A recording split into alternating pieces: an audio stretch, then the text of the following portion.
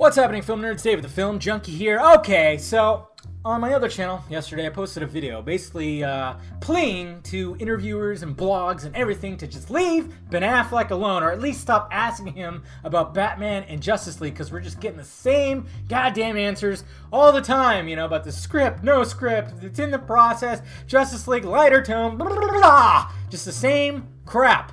And I'm just tired of it. I'm absolutely tired of it. And I'm not gonna post anything if it's just the same shit. You know, and he was obviously frustrated trying to promote Live by Night, and that wasn't going too well. But anyways, this BBC, I think this is BBC, right? I don't even remember. Yeah. BBC. BBC One? Something like that? Yeah, BBC Radio 1. Anyways, this guy actually was pretty awesome when he talks about when he talks to Ben Affleck and he brings up Batman. He actually brings up Batman vs. Superman. And Ben Affleck actually was like, yeah, he said one of the things that Batman vs. Superman taught him was not to do interviews with Henry Cavill where I don't say anything and they can lay Simon and Garfield tracks over it. That's one thing I learned. Obviously, talking about sad Affleck. Yeah, that was a whole big thing. Poor guy. I mean, I even used it in the thumbnail of this video as well as the video last night. But I love the fact that he acknowledged that. And he also talks about what he learned with his experience with Batman vs. Superman, and just basically he hasn't done a video, he hasn't done a movie with this, you know, this kind of magnitude, this big of a blockbuster. He says the last big blockbuster he did was Armageddon, of course.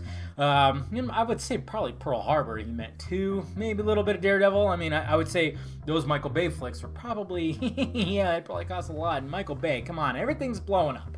Anyways, so he talks about that.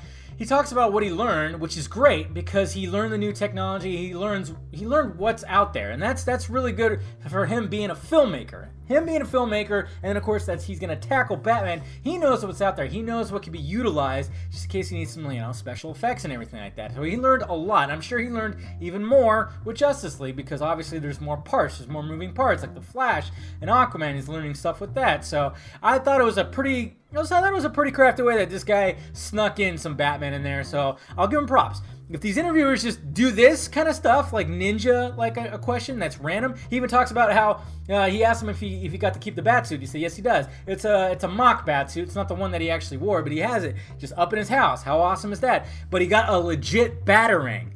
Ah, damn. How awesome is that? So Ben Affleck has a mock Batsuit and an actual Batarang from Batman vs. Superman, which is awesome stuff. So go check it out. First link down below. Go check out the little interview. If you're gonna approach Batman about Justice League, so be creative. This guy he did a good job, so that's why I'm actually reporting it, and I want you guys to go watch it. Let me know your thoughts about it down below in the balls area, guys. Make sure you subscribe to this channel, subscribe to my other channel. Like I said, if you haven't seen that Ben Affleck video, I'll post it down below, and follow me on the sock meds that are floating above my head, guys. All right, I'll talk to you later.